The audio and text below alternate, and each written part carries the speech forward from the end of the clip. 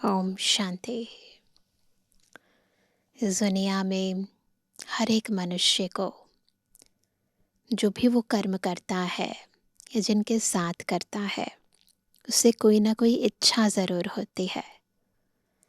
कामनाओं के वश होकर, आशाओं को मन बुद्धि में लिए हर कार्य इस कर्म क्षेत्र पर होता है। परंतु एक शिव बाबा, जिसे अभोक्ता कहते हैं, अकर्ता कहते हैं, वही निष्काम सेवाधारी है, जो निरहंकारी होकर हम बच्चों की सेवार्थ इस सृष्टि पर आते हैं। हमें सुख, शांति, आनंद, प्रेम, पवित्रता, ज्ञान, शक्तियाँ देकर खुद वानप्रस्थ में जाकर बैठ जाते हैं। हमसे कोई इच्छा नहीं रखते। यहाँ आते हैं तो भी ये कहते हैं कि मुझ पर फूल भी मत चढ़ाओ। तो ऐसा बाबा जो खुद अभोक्ता है, वो हमें भी यही महामंत्र देते हैं कि हम भी कर्म करते, कर्म के फल से, उससे जुड़ी हुई सब इच्छाओं से, आशाओं से अपने आप को सदा निवृत्त रखें। हर कर्म करते कर्म योगी बन जाएं। याद रखें कि कराने वाला कौन है। तो जितना हम इस समय बाप समान निराकारी बनते हैं, उतना आत्मा निर्विकारी और निरहंकारी स्वतः बनने लगती है। तो आज की मुरली भी कैसे हमें बाबा के समान अभोक्ता बनना है, निराकारी, निर्विकारी, निरहंकारी बनना है, उसकी श्रीमत दे रही है। सुनते हैं प्यारे बाबा के मधुर महावाक्य। आज है 30 तारीख, 30 जुलाई 2026। बाबा के मधुर महावाक्य हैं। मीठे बच्चे, बाप जैसा निरहंकारी और निष्काम सेवाधारी कोई नहीं। सारे विश्व की बादशाही बच्चों को देकर खुद वानप्रस्थ में बैठ जाते हैं। प्रश्न है, बाप का कौन सा पैगाम तुम्हें सारे विश्व को बताना है? क्या बाबा हमें पैगाम देते हैं? पहले तो ये समझना है, और फिर वो पैगाम विश्व की सर्व आत्माओं तक कैसे पहुंचाना है, उसकी भी विधि समझनी है। उत्तर है, सभी को बताओ कि तुम दुख हरता, सुख करता के बच्चे हो। तुम्हें कभी भी किसी को दुख नहीं देना है। तुम सुखदाता बाप को याद करो, उन्हें फॉलो करो, तो आधा कल्प के लिए सुख धाम में चले जाएंगे। यह पैगाम सबको देना है। जो इस पैगाम को जीवन में धारण करेंगे, वह 21 जन्मों के लिए माया की बेहोशी से छूट जाएंगे। तो ये पैगाम सबको देना है ना। दुख हरता सुख करता के बच्चे हैं, किसी को दुख नहीं देना है। आज का गीत है, हमारे तीर्थ न्यारे हैं। हमारे तीर्थ न्यारे हैं, ये धरती के तारे हैं। हमारे तीर्थ न्यारे हैं, ये धरती के तारे हैं। हमारे तीर्थ न्यारे हैं, ये धरती के तारे हैं।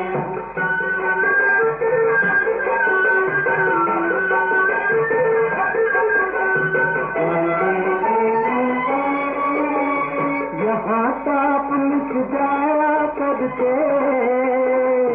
यहाँ पाप कट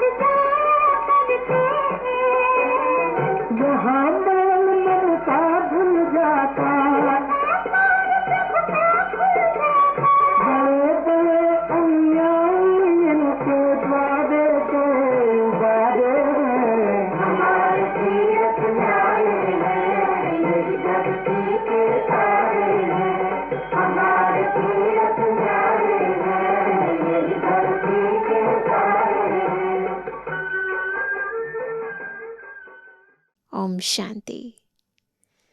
मीठे मीठे रूहानी बच्चे, इस गीत का अर्थ तो समझ गए। वो तीर्थ नहीं, ये रूहानी तीर्थ हैं जो न्यारे हैं। हम आत्माओं का वह बाप है, मुख्य है ही आत्मा। अभी तुम बच्चे जानते हो, हमारी आत्मा परमपिता परमात्मा के सम्मुख बैठी है। तुम्हारी सोल सुप्रीम सोल के सामने बैठी है। बिल्कुल अपने को सोल कॉन्शियस होकर बैठेंगे, महसूस करेंगे सुप्रीम सोल शिव बाबा हमारे सामने। तुमको तो अपना शरीर है, इनको लोन लिया हुआ शरीर है। किनको? शिव बाबा को। गुरु लोग मनुष्यों को यात्रा पर ले जाते हैं। भक्ति मार्ग के ढेर गुरु हैं। भारत में तो स्त्री अपने पति को भी गुरु ईश्वर समझती है। गाँवों में अभी होगा भले, परंतु अभी शहरों में तो ऐसा नहीं समझते कोई। बाप बच्चों को समझाते हैं, तुम बच्चे हो ना, समझते हो हम बेहद के बाप के बच्चे हैं। बेहद का वर्षा फिर से लेने आए हैं। अभी हमें सदगति को पाना है, यह तो निश्चय है ना, पक्का है ना। अभी हमको सदगति को पाना है। सारी दुनिया दुर्गति में है, पतित है। पावन होने के लिए बुलाते हैं। तो भारत में कितने ढेर के ढेर गुरु हैं, है ना। कोई को 100 फॉलोअर्स, कोई के 500, कोई के 50 भी होते हैं, कोई के लाखों करोड़ों भी होते हैं। जैसे खोजों का आगा खां गुरु है, कितने उनके फॉलोअर्स हैं, कितना उनको रिगार्ड देते हैं। फिर भल कुछ भी करने वाला हो, लेकिन उनका मान कितना है। भक्ति मार्ग में गुरु अनेक है, फिर वह भी नंबरवार होते हैं। कोई की कमाई पद्मों की होती है, आगा खां की कमाई बहुत है। उनको हीरो में तोलकर दान किया था उनके शिष्यों ने। एक तरफ हीरे, दूसरे तरफ उनका गुरु। हीरे दान करते हैं, कितने हीरे होंगे। आजकल सोने में तो बहुतों को वजन करा देते हैं। दूसरा प्लैटिनम होता है, वह सोने से भी ज्यादा कीमती होता है। वह भी वजन कर दिया था। गुरु का मर्तबा देखो कितना है। ऐसे गुरु लोग तो ढेर हैं। अब इस सतगुरु को तुम क्या देंगे? बाबा का तो वजन कैसे करेंगे? उनको वजन करेंगे? हीरे वजन कर देंगे? उनका वजन हो सकता है, उनका खुद का ही वजन नहीं है। शिव तो है ही बिंदी, उनका वजन तुम क्या कर सकेंगे? यह तुम्हारा गुरु कितना वंडरफुल है, सबसे हल्का, बिल्कुल ही सूक्ष्म है। तुम्हारा गुरु एक है। तुम जानते हो शिव बाबा तो दाता है। सोचो, वहाँ पर शिष्य गुरु को देते हैं और यहाँ सतगुरु शिव बाबा हमको पद्मों की कमाई कराते हैं, है ना। कितना देते हैं, जन्म जन्मांतर के लिए देते हैं। भगवान कभी कुछ ले नहीं सकते, वह तो देते हैं। ईश्वर अर्थ दान सब करते हैं, तो समझते हैं दूसरे जन्म में इसका एवज़ा मिलेगा। कामना तो रखते हैं, है ना? ऐसे नहीं है निष्काम होकर देते हैं, कामना रखते हैं। अब यह तो है बेहद का बाप। इन जैसी निष्काम सेवा कोई कर नहीं सकता। निष्काम सेवा भी कैसी है? बच्चों को विश्व का, सुखधाम का मालिक बनाते हैं। बाबा खुद थोड़ी विश्व का मालिक बनते हैं। उनको कहा जाता है सुख का सागर, शांति का सागर, पवित्रता का सागर। बच्चों को हर एक बात अच्छी रीति समझाई जाती है। एक ही बाप से तुमको जीवन मुक्ति मिल जाती है। बाबा से स्वर्ग का वर्षा मिलता है। निश्चय किया, बस बाबा और वर्षे को याद करना है। इनको कहते हैं ज्ञान का सागर। सारा सागर मस यानी स्याही बनाओ, सारा जंगल कलम बनाओ, सारी धरती को कागज बनाओ। स्वयं सरस्वती बैठकर उनकी महिमा लिखे तो भी कम है, तो भी एंड नहीं हो सकती। तुम शुरू से लेकर लिखते जाओ तो तुम्हारी ढेर पुस्तकें हो जाएं।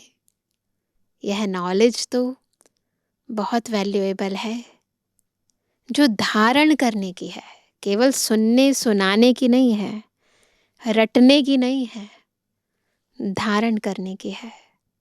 जानते हो यह कोई परंपरा तो चलती नहीं। अभी तुमको तंत मिलता है, सारे ज्ञान का तंत, सार।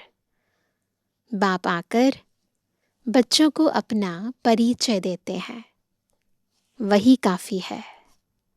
बाप का परिचय देने से, रचता को जानने से रचना का भी ज्ञान आ जाता है।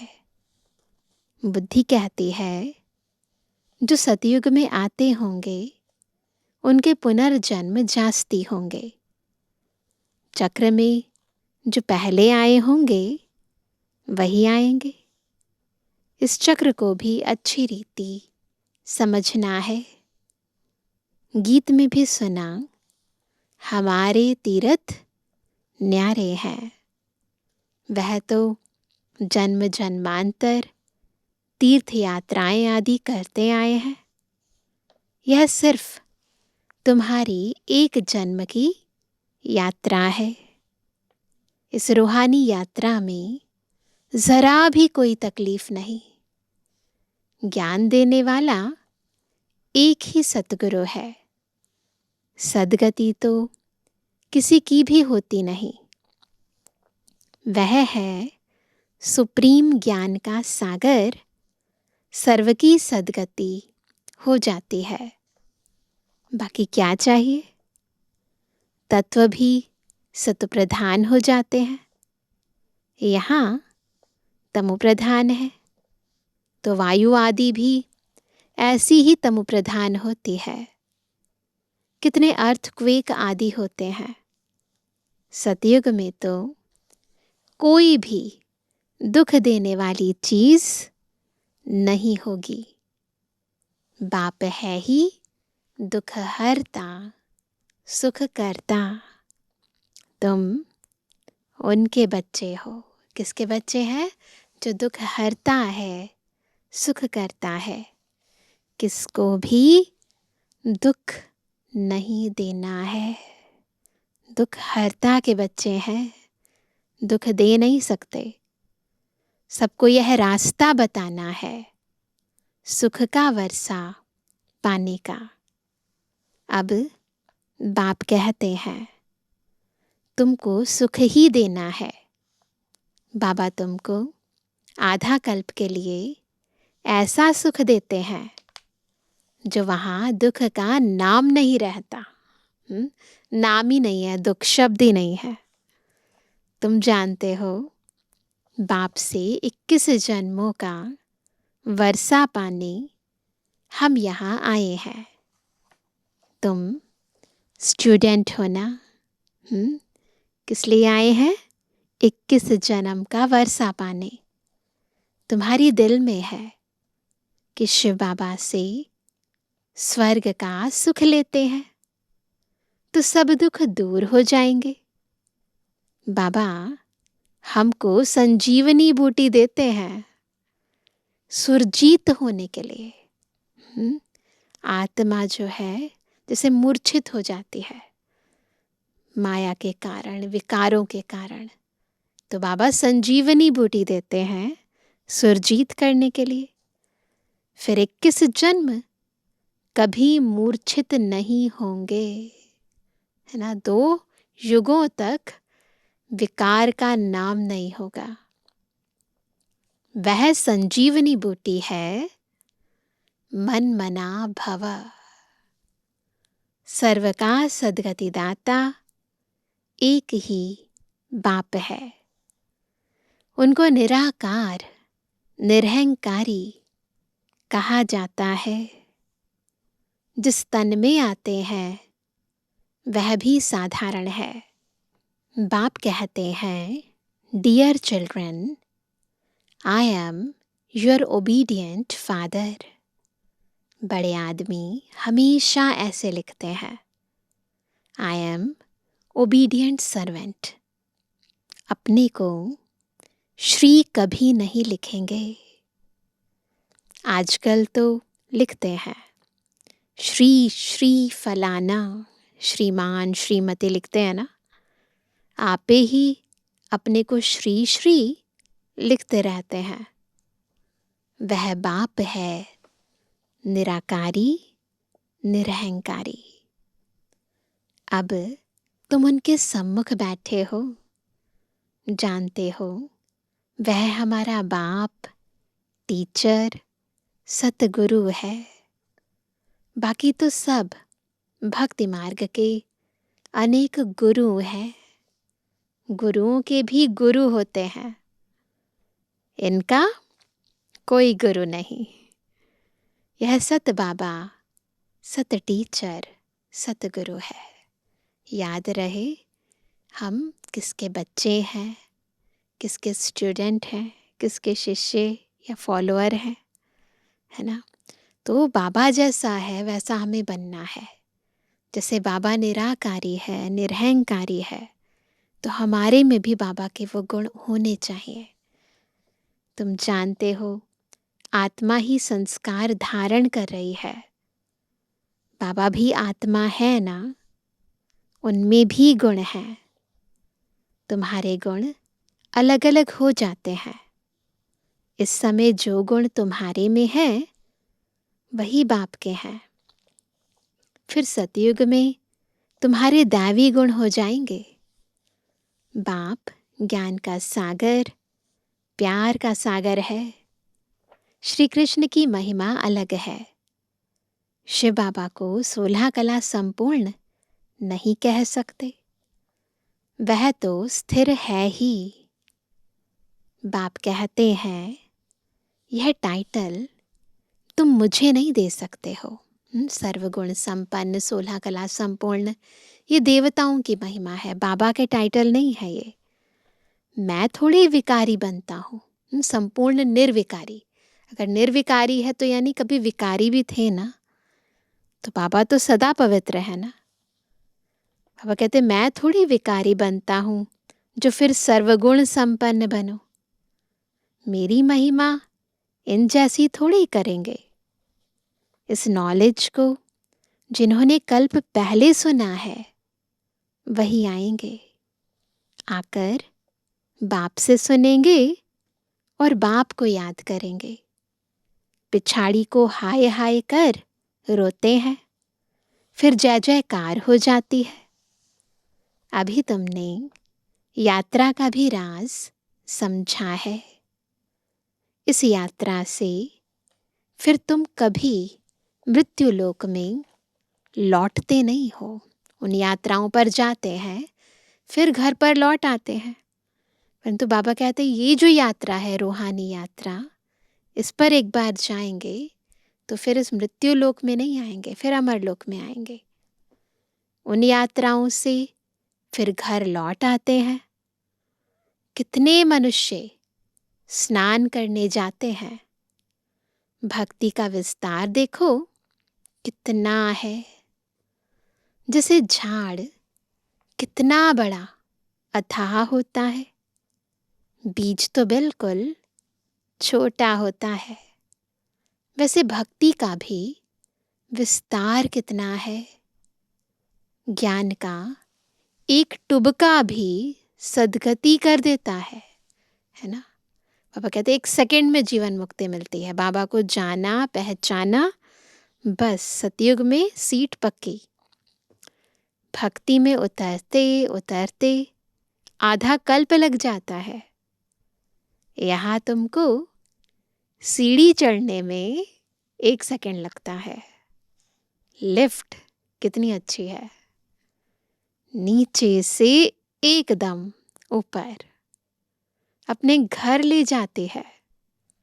इसको कहा जाता है चढ़ती कला सर्व का भला, है ना। हमारी चढ़ती कला होती है तो उससे सबका भला हो जाता है। सर्व का सदगति दाता एक ही बाप है ना। एक बाप ही है जो सर्व की सदगति करते हैं, बाकी कोई भी किसी की सदगति नहीं कर सकते। तो बाबा कहते हैं अब ज्ञान भक्ति का फर्क देखा। ज्ञान, भक्ति, वैराग्य है ना, सन्यासियों का है हद का वैराग्य। बाप ने समझाया है वैराग्य 2 प्रकार का है। एक है हद का वैराग्य, जिससे कोई सदगति नहीं होती। दूसरा है बेहद का वैराग्य, जिससे तुम्हारी सदगति हो जाती है और हमारे बहाने सबका भला हो जाता है। अभी सदगति के लिए तुम बच्चों को श्रीमत मिलती है, श्रेष्ठ ते श्रेष्ठ बनने की। अब श्रेष्ठ दुनिया की स्थापना हो रही है श्रीमत पर। यह भ्रष्ट दुनिया रावण की मत पर बनी है। हम श्रेष्ठ बन रहे हैं, यह बातें तुम ही जानो। भ्रष्ट क्या होते हैं, श्रेष्ठ क्या होते हैं, दुनिया वाले नहीं जानते। दुनिया बिल्कुल नहीं जानती है। तुम्हारे लिए तो कहते हैं यह ब्रह्मा कुमारियां विनाश कराने वाली हैं।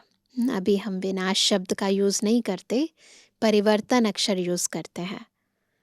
सचमुच विनाश तो होना ही है, इससे ही तो कल्याण होना है।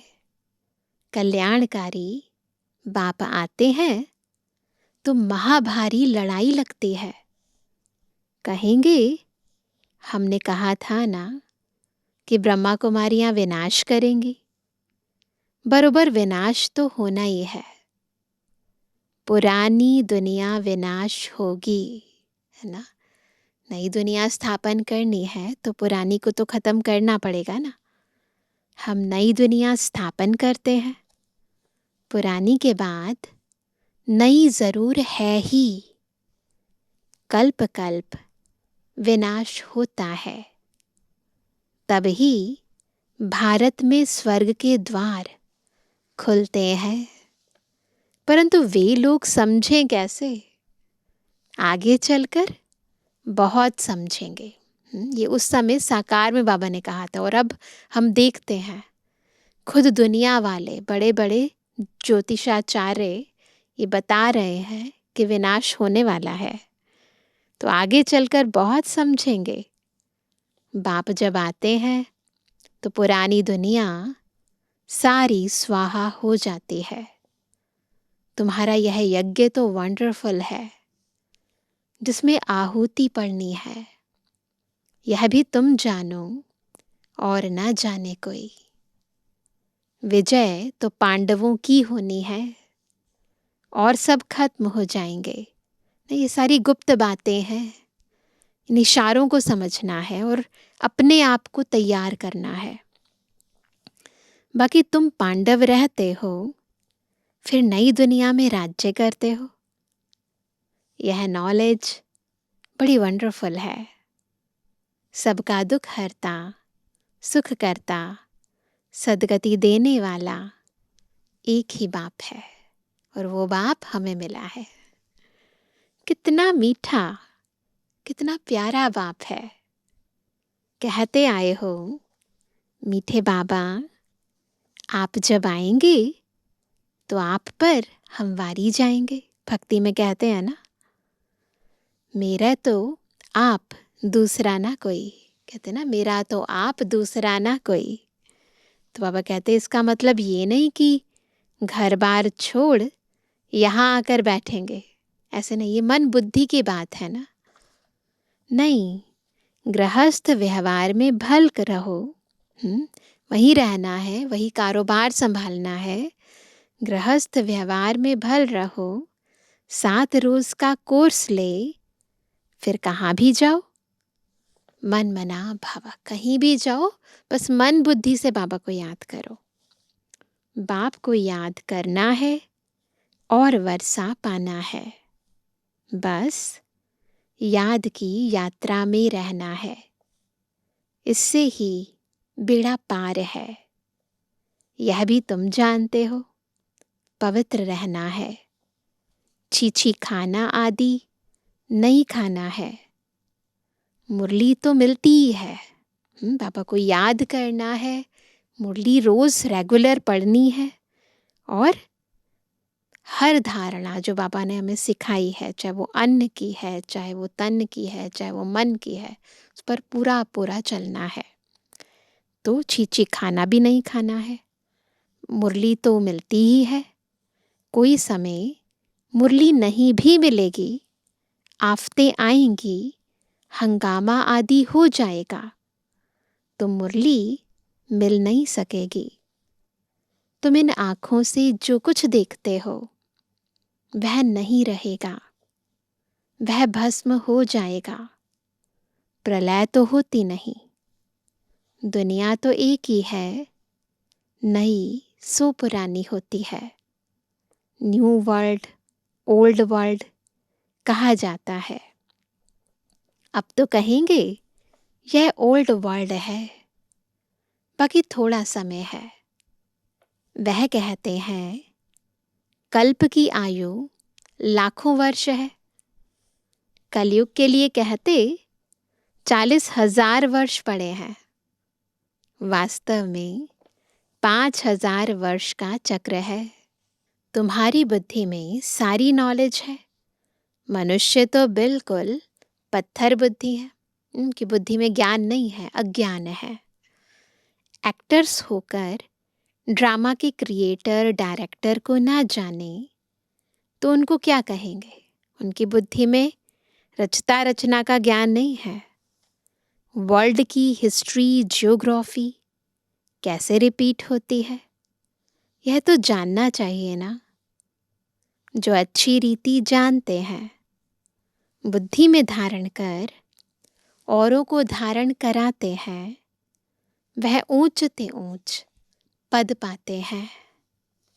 बाप कहते हैं जो नॉलेज मेरे में थी वह अब तुमको दे रहा हूँ। जो बाबा की बुद्धि में है वो सारा ज्ञान अब हमारी बुद्धि में भी है। ड्रामा प्लान अनुसार मैं रिपीट करता हूँ। मेरा भी ड्रामा में पार्ट है। भक्ति मार्ग में भी पार्ट बजाया। अब तुमको आकर अपना और रचना के आदि मध्य अंत का परिचय देता हूँ। मैं भी ड्रामा के बंधन में हूँ। मैं आता ही एक बार हूँ, अपना परिचय देने और रचना के आदि मध्य अंत का नॉलेज सुनाने। अच्छा।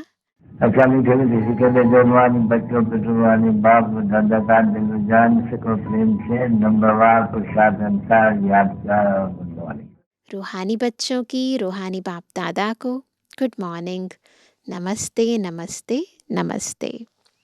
धारणा के लिए मुख्य सार पहला, बाप समान ओबीडियंट बनना है। कभी भी किसी बात में अपना अहंकार नहीं दिखाना है। निराकारी और निरहंकारी होकर रहना है। दूसरा, बाप, टीचर और सद्गुरु के कंट्रास्ट को समझ निश्चय बुद्धि बन श्रीमत पर चलना है। रूहानी यात्रा पर रहना है। वरदान है, पुरुषार्थ शब्द को यथार्थ रीति से यूज कर सदा आगे बढ़ने वाले श्रेष्ठ पुरुषार्थी भव। पुरुषार्थ शब्द को यथार्थ समझना है, इसका अर्थ क्या है ना? तब आगे बढ़ पाएंगे और श्रेष्ठ पुरुषार्थी बन पाएंगे। कई बार पुरुषार्थी शब्द भी हार खाने में व असफलता प्राप्त होने में अच्छी ढाल बन जाता है। कोई गलती हो गई तो क्या कहते हैं, है ना, हम तो पुरुषार्थी हैं ना, अभी संपूर्ण का बने हैं। जब कोई भी गलती होती है तो कह देते हो हम तो अभी पुरुषार्थी हैं। लेकिन यथार्थ पुरुषार्थी कभी हार नहीं खा सकते, क्योंकि पुरुषार्थ शब्द का यथार्थ अर्थ है स्वयं को पुरुष अर्थात आत्मा समझकर चलना, इस रथ को चलाना। ऐसे आत्मिक स्थिति में रहने वाले पुरुषार्थी तो सदैव मंजिल को सामने रखते हुए चलते हैं। वे कभी रुकते नहीं, हिम्मत उल्लास छोड़ते नहीं। तो यथार्थ पुरुषार्थी बनना है, पुरुषार्थ के अर्थ को समझना है। स्लोगन है, मास्टर सर्वशक्तिमान की स्मृति में रहो। यह स्मृति ही मालिकपन की स्मृति दिलाती है। आज का अव्यक्त इशारा, ज्वाला स्वरूप स्थिति में रहे शक्तिशाली याद का अनुभव करो। कोई भी कार्य करते व बात करते बीच बीच में संकल्पों की ट्रैफिक को स्टॉप करो। 1 मिनट के लिए भी मन के संकल्पों को, चाहे शरीर द्वारा चलते हुए कर्म को, बीच में रोक कर भी यह प्रैक्टिस करो। तब बिंदु रूप की पावरफुल स्टेज पर स्थित हो सकेंगे। जैसे अव्यक्त स्थिति में रह कार्य करना सरल होता जा रहा है, वैसे ही यह बिंदु रूप की स्थिति भी सहज हो जाए। तो यही योग की ज्वाला स्वरूप स्थिति है। तो बार बार कर्म करते सब बातों से निवृत्त हो जाओ, बिंदु बन जाओ, बिंदु बाबा की याद में खो जाओ, फिर कर्म में आओ। बार बार ये अभ्यास करेंगे तो यही अभ्यास हमें ज्वाला स्वरूप बना देगा। अच्छा, ओम शांति।